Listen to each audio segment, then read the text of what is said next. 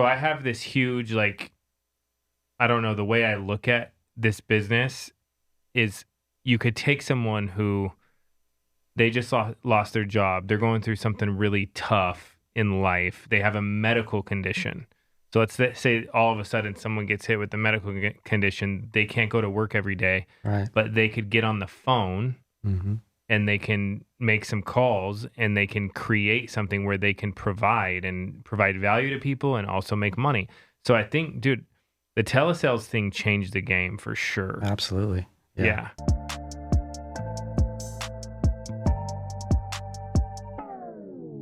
Hey, Andrew Taylor here. Today we have Nat DiCarlo with us. Nat, thank you for coming in.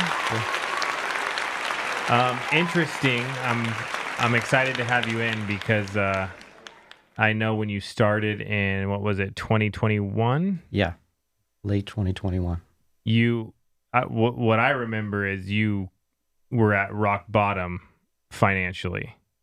Yeah. And you made kind of a pretty crazy comeback. And I remember people telling me like, dude, check out what he did. And, he has no resources and he's just grinding all day and all night. So we asked you to come in because you've consistently been Hall of Fame producer, and there's a lot of people that could be in your situation, Right. and they don't know if there's a way out. And the goal here today is to, give them some hope and give them a plan. Absolutely. So if you can start, just tell us a little bit about your background and let's learn about what happened up to 2021. And Sure. Yeah. So basically, I started out in financial services when I was 21. I was a stockbroker for a number of years. I had a successful business. About 15 or 20 years into the business, I decided to start doing some pretty substantial real estate development. And we got into multiple projects, very successful at it the first few years. Started to really leverage and take it to another level. And right about that time is when the pandemic hit, and we were faced with some projects that we were stuck with, trying to get through some different entitlements and different things that we needed to do. And it just became apparent that we were just going to struggle. I had massive debt on the properties. I had loans that were outstanding, and it just became very clear that I wasn't going to make it through, and there was really no way out. And I had spent all of my personal savings and livelihood keeping my employees and my real estate company going. We had 15 or 20 employees on any given time. And it just got to the point where I needed to find something else. And rather than go back into the financial services, I was introduced to this opportunity through my upline, Al. And I like the idea of sort of raw sales, and I like the idea of building an agency. So that's basically where I stepped in. how big were these projects? Millions of dollars. Like how many millions? 20, 30. And you had successful ones? Yeah, we did. As we started to grow, they started to get bigger. You start to leverage up. You have some success. We started building homes, and then we started building some tracks, and then we started doing some large developments. And it just got to the point where it was pretty big. And when you shut down overnight and you're not able to get things through, having debt is really a dangerous thing. It can be a good tool, but it also can hurt you, and it definitely hurt me. If COVID didn't happen, would that have happened? I think we would have been fine. I mean, obviously, it still was a big undertaking, but that was just the death knell. There was no way to get there. Because I'm doing my first project, which is pretty big. Right. And some of these guys are, I don't know, they're like, yeah, dude, there's a lot of things that can go wrong. There are. I mean, it's not just that. I mean, it wasn't just the entitlements. It's a large undertaking, depending on if you're doing residential, commercial. There's all kinds of factors that can go into being successful or not. So I can't place all the blame on that, but that was the final nail in the coffin, so to speak. So now, were you raising the money? How were you? Yeah, we had a bunch of sources of capital, including investor capital, but also banks and lenders, private lenders, banks, those kinds of things. So, it got to the point where I just knew there was really no way for me to solve it, and no way, especially for me to solve it personally, and it was just going to be a mess. So the only option at that point was to kind of take a look. At the time, I was just turning around 50, and what was the next 10 or 15 years going to look like? And this looked like an amazing opportunity to get started. Yeah, that's sweet, dude. So like 2021, how bad was it? Like, well, the reality is that I waited too long. I was pumping money into this operation, trying to keep it afloat for 3 or 4 years, and it just got to the point where I was out of resources, like literally out of resources. So, what were you making when it was good? I mean, I was used to a very good lifestyle. Hundreds of thousands of dollars of income. Just a very good lifestyle. I've always been successful. I was, started at 21 as a stockbroker and never looked back, and I was very successful all those years. And I was used to a good lifestyle. I was used to a comfortable lifestyle, and for me, I needed to find a way to make income quickly.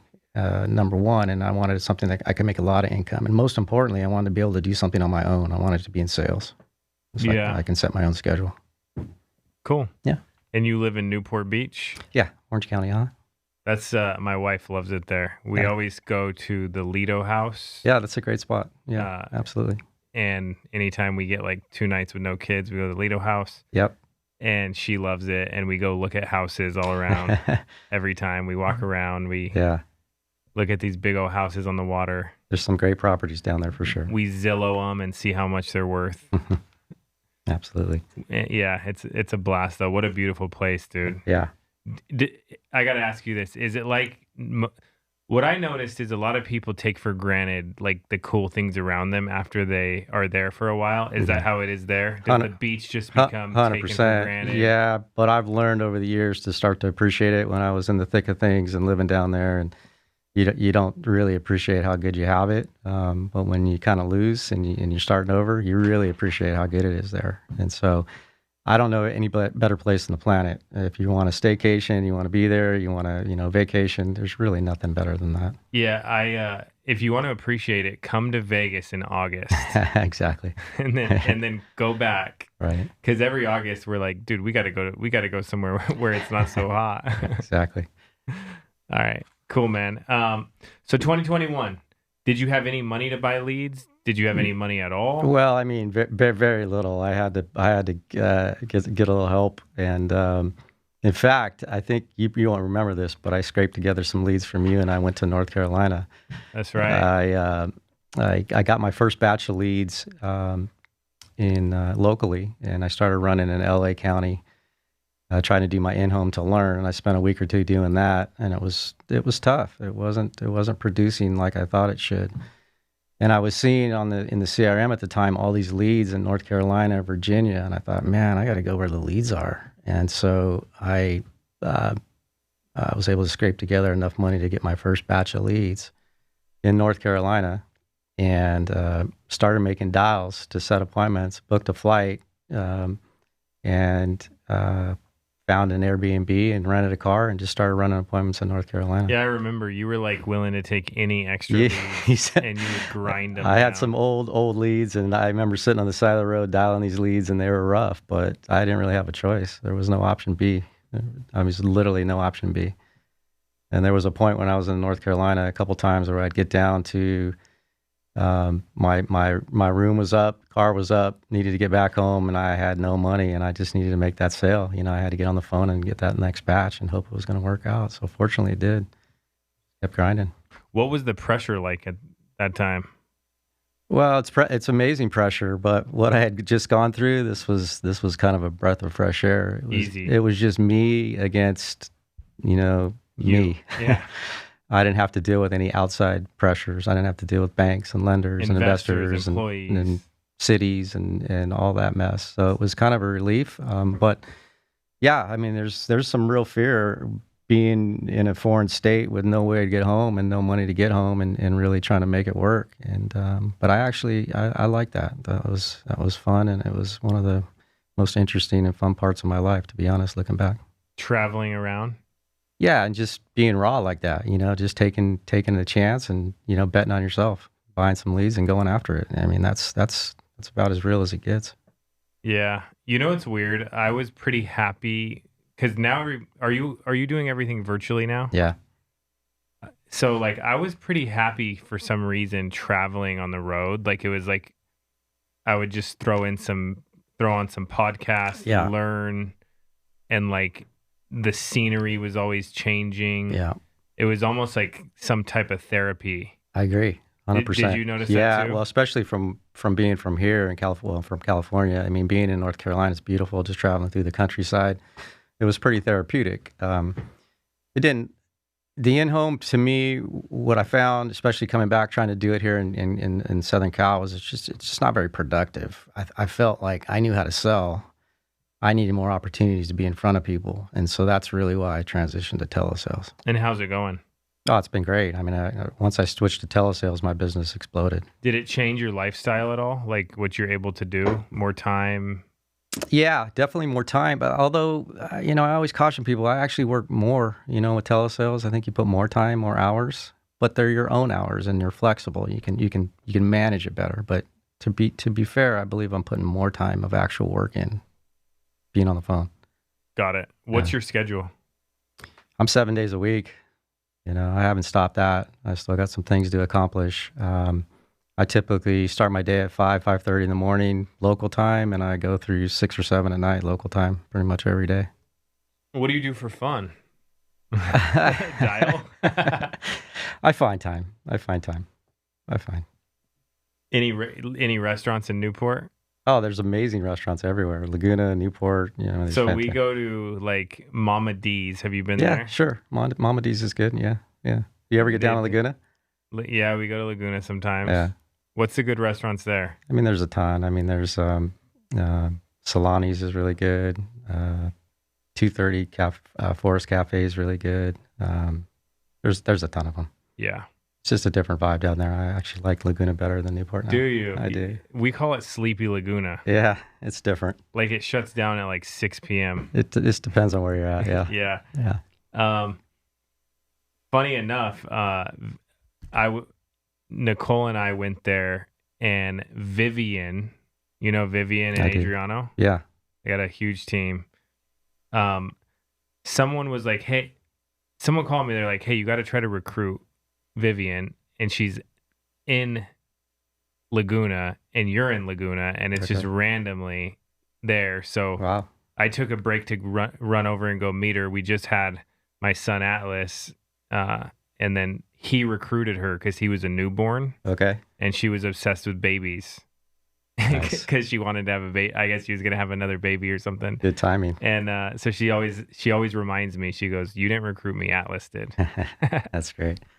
Well, that was a good recruit. Yeah, but yeah, that's the beautiful thing about this business, dude. You can travel. You can work from anywhere in the U.S. Right. and you can build a team with awesome people. Are you building a team?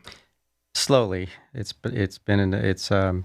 definitely something I want to do, and I want to focus more. I had to kind of focus a bit on myself for a minute, but that's a priority now, for sure. Did you do anything? What else did you do to get better? Did you do any personal development? Did you do any With regards to this business, just in life? Yeah, I mean, nothing specifically. I think there's just a mindset shift when you go through something like that midlife. It does something to you. You sort of appreciate things a little bit differently, and so I focus on just different qualities of life that I never did when I was really grinding when I was younger. Yeah. So it's just a different mentality completely. You'll see someday. Yeah, I'm sure.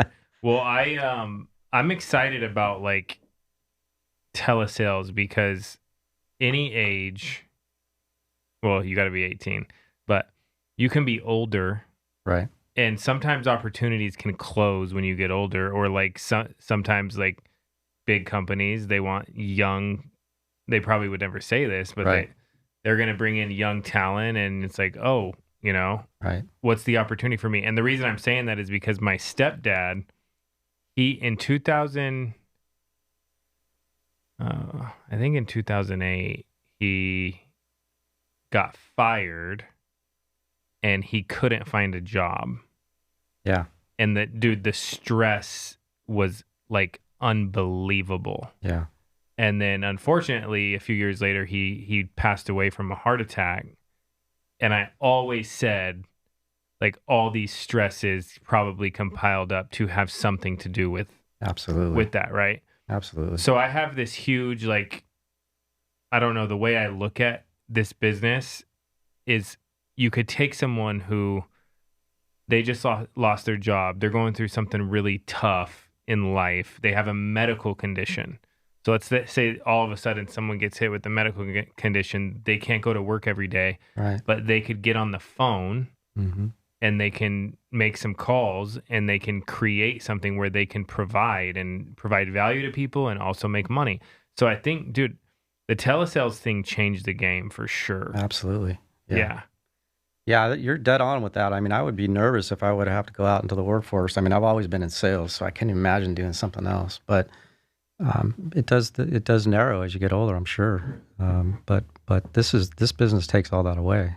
I mean, as long as you're not afraid to be on the phone, it's good for somebody 18 or 80. It doesn't really matter. Yeah. So my uncle Jimmy, he now is one of our top sales guys, and he was in the Las Vegas like nightlife industry forever, like 30 years or something. And he's like, I worked all the time. And he just told me this the other day. He's like, now I get to work for myself. Right. And I get to make my own schedule and I get to get all the benefits for myself. And then my mother-in-law just got her license. She's been making sales over the phone. Nice. A bunch of my friends, I finally talked into, I'm like, dude, this makes sense. Like, you should definitely look at it. And then they're like, oh, what a lot of them are realizing is you just have to put a lot of activity in until you figure it out. Right. It took me a while to figure it out, to be honest. I mean, it took me about 6 months to really get it down. And then once I figured out the connection, the lead flow, then it's just a matter of increasing your activity. It's not a very difficult business. It's not rocket science, but that first few months is a little tricky. And a lot of people just don't have the guts to stick it out. They don't have the fortitude to make enough dials and grind through that tough time. But once they can get through that, it gets a lot easier and it gets to be a very repeatable business, which is amazing. So, like, what kind of leads do you work, and what do you recommend someone who's trying to figure this thing out? Yes, I started with the instant internet leads. That's what I started out with and started running. They're fine. There's nothing wrong with those. I did transition when I started doing telesales. I transitioned to mortgage protection leads. I knew that space very well. It just seemed natural to try to jump into that. And I was able to lock out some direct mailers, which was good. And then I do age CRM mortgage leads right out of the system, and those work well. I would say focus on something, and whether it's final expense or mortgage or even IULs now, I don't think it matters. I think it's just whatever you're comfortable with and stick with it. Just make sure you have enough leads and stick with it. There's no silver bullet. You know this. There's no magic lead.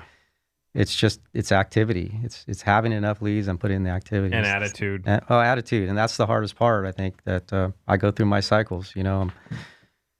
You'll run, you'll have a great couple weeks, you'll make a ton of money, and then you'll get chargebacks, and you go through the cycles. It's hard. That's what I've always said is the doom loop. The doom loop. Yeah, I remember you saying that early on. Yeah, I would end up in the doom loop every 3 weeks, and I'm like, does this still work? The only way to get out of the doom loop is to increase your activity. Yeah. And every time I do that, and whenever I've been really, really down or really frustrated, I double up my efforts. I literally double up my leads and my efforts, and it always works itself out. Yeah, that's huge, man. Do you do any reading, podcasts? I do. I mean, I do. I have my sources. I do still watch a lot of the FFL stuff. I mean, I know a fair amount about the insurance, but I always learn things, little nuances, different tweaks that people are doing to be successful. So I stay up on that. Dude, we've been having people come in every week again, and I've been learning all kinds of stuff from the managers or producers, right? Which is awesome. Well, yeah, you get all these new people with new ideas. It's a great way to get fresh. Yeah. So we're starting new agents on the $20 IUL and $20 vet leads in ILC, which is super easy to turn on. Mm-hmm. And I guess the nice thing is most people know why you're calling. Yeah. So like the way I look at a lead, good or bad, is I'm like, do they know why I'm calling? Right. Well, first of all, do they pick up the phone? Right. Second of all, do they know why I'm calling? Right. Same with you? Yeah, I mean, the most frustrating thing for me in this business ever was the fact that nobody picked up the phone. Because once I got somebody on the phone, it was easy for me. But Yeah. frustrating, just dialing, nobody picking up the phone. Any tips on getting people to pick up the phone? Yeah, you've got to aggressively dial those leads. You got to triple dial them multiple times a day to use different phone numbers. You've got to be hammering those leads multiple times. Yeah. And people say it's annoying. They don't want to do it. They feel like they're intruding on these people. The reality is it's the only way to get through. And people are going to be fine. Just do it. Yeah, it's huge, man. If someone wanted to work with you, because a lot of times people go, you know what, I could relate to him, and I'd like to work with him. How could they reach you? They can just dial my cell. It's 949-290-1660. Awesome, man. Biggest obstacle starting over from scratch with zero. You're doing 50 to 60K in personal production every month. You're spending $4,500 every month on leads. Right. So for everybody watching this, like you're putting money out to get this many sales. Absolutely. I was saying, if you're not getting a little ill every time you push the button for the lead flow, then you're not buying enough leads. And it works for me the same way. Isn't that like how life is supposed to be? You've got to be a little uncomfortable every time you push that lead order. If you're not, then you're not buying enough. Yeah, or in life in general, like whatever you're doing, stay uncomfortable. Yeah, absolutely. Let's see. You're doing everything over the phone, mainly IUL and final expense. Cool, man. Yeah, I would say just keep consistent, have a system, use automations, use a CRM. I'm using LeadChamp Pro, which is an amazing tool. I've used Ringy in the past. They're all great. Just find something that you're comfortable with. What about quote tools? Quote tools, I don't know. Do you use any tools for quoting? No, I just go to FFL America and go to the quotes or wherever the portal to the carriers. Nothing fancy. Integrity Lead Center built something pretty cool that a lot of people don't know about, but it will quote final expense like through everybody for you. Okay. And you just put in the medications and everything. Right. And it's a free tool. Just people don't know about it. I'm too fast for that on the phone. I can't be messing around with that. I got it all right up here. Yeah, but if you guys are watching this, you should check that out. Yeah. It's pretty sweet. It's called Quote Tools? So it's in Integrity Lead Center, and they built something that will manage all your leads called Integrity Clients. Got it. And in that, there is a quote tool that basically, I'll just put in your info, and it'll give me every carrier. For all the carriers. Yeah, that's really cool. Every carrier at one time. Right. That's really great. Yeah. Yeah. And it knows if you have type 2 diabetes and Americo's product doesn't want that, it will not show it to you. And it gets really detailed in underwriting. So it'll be like, did you have type 2 diabetes? How many months ago? How long have you been taking insulin? Are you taking any other blood pressure medications? And it has the whole underwriting system integrated inside of it. That's great. I'll check it out. So, all right, bro. Thanks for coming in, man. You're welcome. My pleasure. See you guys.